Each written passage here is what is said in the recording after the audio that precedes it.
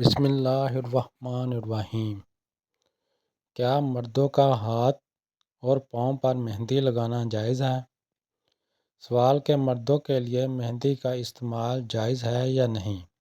جواب: ہاتھ اور پاؤں میں مہندی کی رنگت مرد کے لیے حرام ہے۔ سر اور داڑھی میں مستحب ہے۔ سر اور داڑھی میں مہندی لگا سکتے ہیں۔ ایک اور سوال ہے کہ مرد کے لیے زیور پہننا کیسا ہے؟ سوال ہے کہ مرد کے لیے زیور پہننا جائز ہے؟ اس کا جواب ہے کہ مرد کے لیے زیور پہننا مقتاً حرام ہے۔